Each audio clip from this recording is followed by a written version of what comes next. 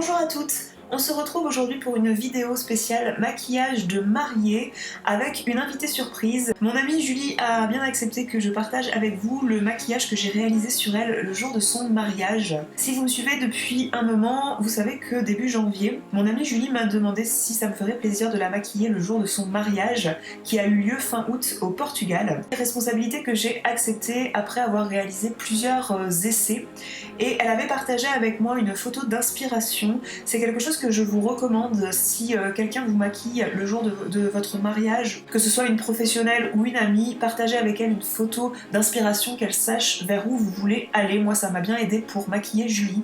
Après discussion, j'ai bien compris qu'elle voulait quelque chose de discret, quelque chose de naturel mais sophistiqué, quelque chose de chic avec un teint hâlé, et comme elle se mariait dans le sud du Portugal, il fallait quelque chose de nickel sur les photos mais quelque chose quand même de léger à porter puisque nous avons eu une grosse chaleur ce jour-là. Si le maquillage que vous voyez sur Julie vous plaît, n'hésitez pas à regarder la suite de la vidéo. Le tutoriel qui suit vous expliquera tous les détails du maquillage réalisé sur elle.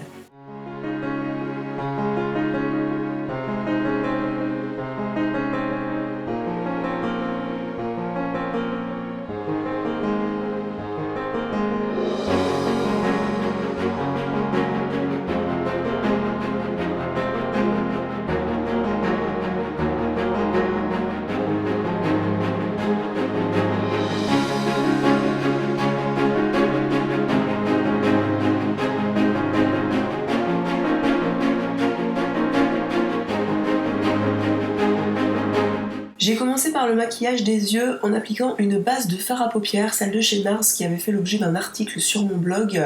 Cette base, elle a pour avantage de faire tenir les fards toute la journée et de les faire très bien ressortir, de les mettre en valeur. Seconde étape sur les yeux, j'applique un fard crème couleur chair rosée, c'est un paint pot de chez MAC. Ça va servir de seconde base mais aussi pour cacher toutes les petites veines qu'on peut avoir sur les paupières et ça va donc unifier toute cette zone.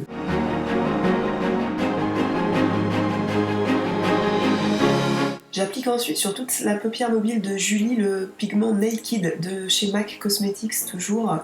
Ça va donner vraiment l'illusion qu'elle a de la lumière sur les yeux. Pour autant, je précise que ce ne sont pas des paillettes, c'est un fard, un pigment qui va être irisé, satiné, qui va renvoyer la lumière.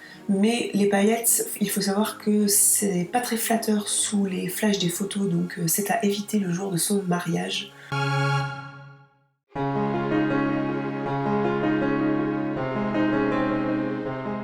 Je me munis ensuite de mon pinceau 217 de MAC et j'applique le fard à paupières Wedge qui va être une teinte plus sombre que sa carnation et va donc donner un effet d'ombre qui va permettre de creuser la paupière à ce niveau-là. Pour donner un petit côté un peu plus mystérieux au maquillage et toujours dans l'objectif de creuser l'œil mais aussi en coin externe de l'étirer, d'assombrir le maquillage, j'utilise le fard brun et mat Handwritten de chez MAC avec le pinceau E75 de chez Sigma. Ce pinceau il est vraiment génial, il est fin, il applique la matière de façon très précise et à la fois de façon très diffuse. Ce pinceau est vraiment génial pour être précise. Bien sûr, la clé d'un maquillage réussi, c'est l'estompage, donc je me munis de nouveau du pinceau 217 pour estomper les bords du maquillage et avoir un effet smoky, un effet fumé, un effet très flouté au niveau des bords du maquillage. Pour donner l'impression d'une frange de cils plus épaisse, j'utilise un fard noir pigmenté et on va tracer un trait de liner entre guillemets avec de la poudre, donc avec ce fard noir Crave de la palette Naked de Basics. C'est le fard noir le plus pigmenté que j'avais. Donc on n'était pas parti sur un trait de liner au feutre ou au liner crème par exemple, puisque c'est quelque chose que Julie ne fait jamais. Et le jour de votre mariage, c'est bien d'avoir un maquillage qui vous ressemble. Si votre truc c'est de vous faire une bouche rouge très intense, très riche en couleurs, eh bien faites ça le jour de votre mariage si c'est ce qui vous plaît. Le but c'est d'être soi-même et de ne pas paraître déguisé. On ne veut pas que ce trait soit trop net, donc je viens le flouter avec un petit pinceau crayon de chez Sigma. À force force d'estomper, à force d'appliquer les fards bruns, on peut avoir perdu de la lumière sur les paupières mobiles, donc je viens réappliquer une petite touche de pigment Naked de MAC. En ras de cils inférieur, on va faire à peu près la même chose, c'est-à-dire que je vais appliquer en coin externe du ras de cils inférieur le fard Handwritten pour foncer le coin externe, puis que ce soit raccord avec le ras de cils supérieur, et je vais flouter la chose avec le fard Wedge, et ça va donner un ras de cils très fumé. Et avec ce pinceau biseauté très fin de chez Sephora, je viens réappliquer en ras de cils inférieur du fard Crave, le fard noir très pigmenté que j'avais pris dans la palette Naked Basics de Urban Decay. Ça va permettre de foncer la ligne de cils inférieur.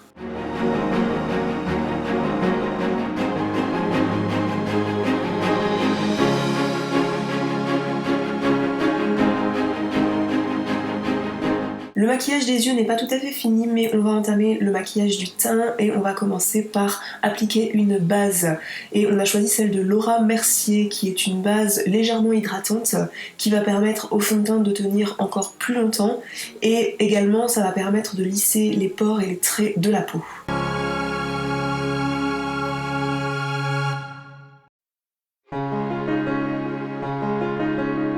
J'ai choisi ensuite de lui mettre le meilleur anti-cerne que j'avais et que je considère être le meilleur que j'ai pu tester depuis que je teste des anti-cernes. D'ailleurs, je vous avais fait une revue sur mon blog sur cet anti-cerne, c'est le Double Wear de chez Estée Lauder. D'ailleurs, on va utiliser des produits teints Estée Lauder puisque ce sont des produits teints auxquels on peut faire vraiment confiance pour un mariage.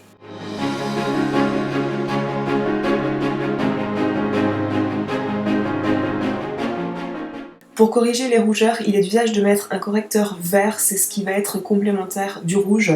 C'est pour ça que j'utilise sur ses joues et un petit peu sur les ailes du nez, là où elle avait un petit peu de rougeur, le correcteur vert de chez Make Up For Ever.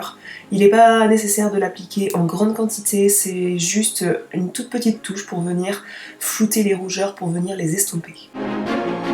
J'ai choisi ensuite d'appliquer le fond de teint Double Wear de chez Estée Lauder, qui est un fond de teint qui m'a réellement bluffé dernièrement de par sa tenue. Il tient mes 12 heures au moins sur la figure sans migrer, sans bouger. C'est un fond de teint qui est réputé pour sa tenue et il mérite clairement sa réputation.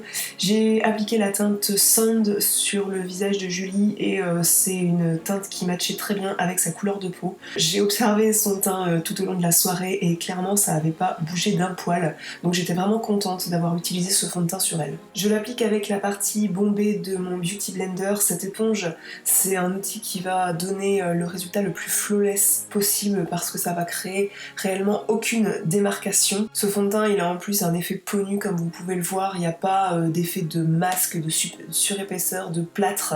C'est un fond de teint que je vous recommande vivement si vous cherchez un fond de teint qui tient et qui est assez léger à porter. Oups, il y a un produit que je ne vous ai pas filmé indépendamment, c'est le petit tube doré que vous voyez, c'est la touche éclat de chez Yves Saint Laurent.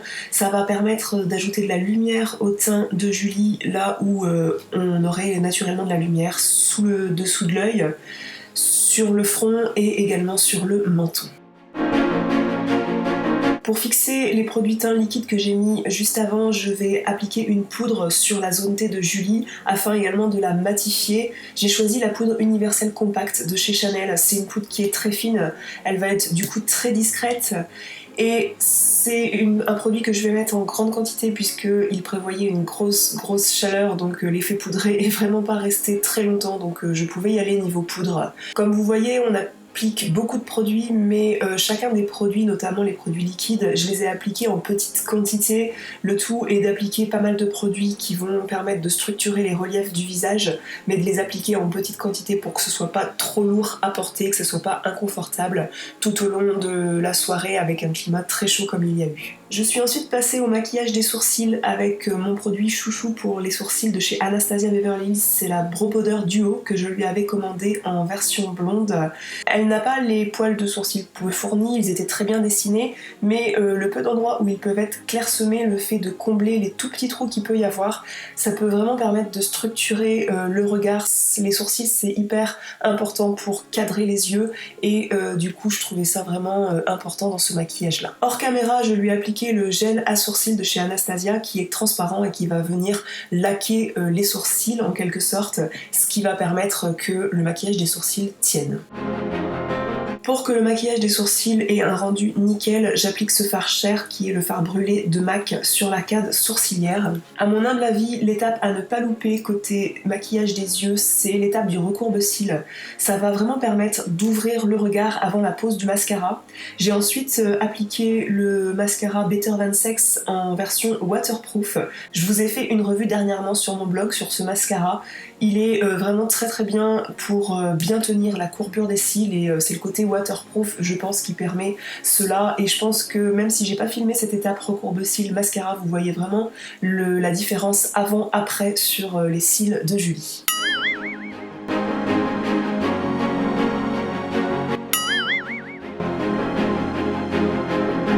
Dans l'inspiration de la photo de départ, où le mannequin avait des joues et des lèvres plutôt pêche, je suis restée sur un blush et un rouge à lèvres pêche corail, et j'ai choisi ce magnifique poudrier, le blush de ce magnifique poudrier dans la gamme Your Skin Nude Tan. C'était une édition limitée à mon grand regret, puisque c'est un produit qu'il fallait vraiment posséder, qui donne un effet bonne mine assuré et très naturel finalement. J'ai le petit regret de ne pas avoir forcé un tout petit peu plus.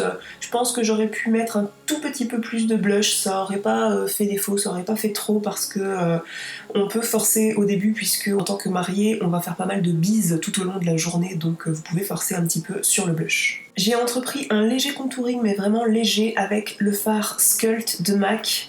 Un contouring sur le creux des joues pour le marquer, et également sur les arêtes du nez, mais vraiment en touche très légère, histoire qu'en photo le teint paraisse pas plat.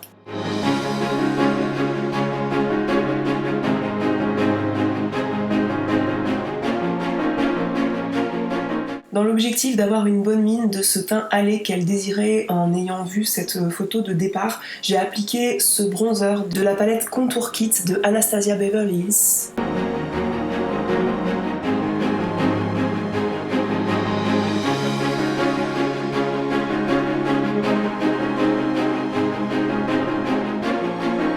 J'ai même appliqué l'highlighter vraiment en touche légère sur le haut des pommettes afin qu'il y ait de la lumière qui vienne se poser à cet endroit-ci.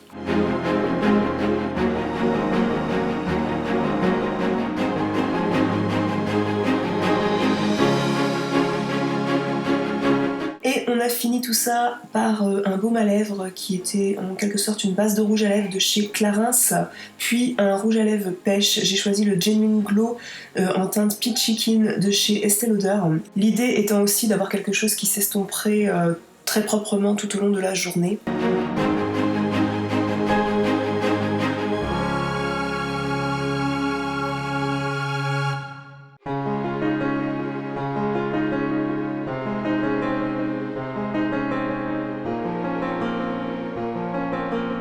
En touche finale, pour fixer le tout, on a utilisé le spray fixateur de maquillage de la marque Skindinavia. C'est un produit qui va en quelque sorte laquer le visage pour que tous les produits que vous avez mis en produit teint ne bougent pas tout au long de la journée. Voilà, cette vidéo est terminée, j'espère qu'elle vous aura plu. Si c'est le cas, n'hésitez pas à mettre un pouce en l'air pour montrer qu'elle vous a plu. N'hésitez pas à la partager avec vos amis. Et je vous retrouve dans la zone de commentaires sur le blog si vous avez des questions. Toute la liste des produits sera notée dans l'article du blog. Les bijoux qu'elle porte également sont disponibles sur ma boutique en ligne Stella & Dot. Le lien sera en barre d'infos. Je vous dis à très bientôt pour une autre vidéo. Ciao!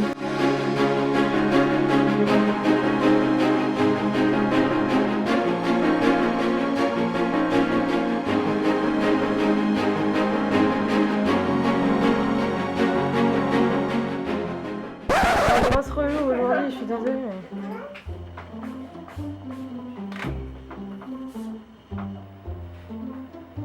J'espère qu'on fera des millions de vues.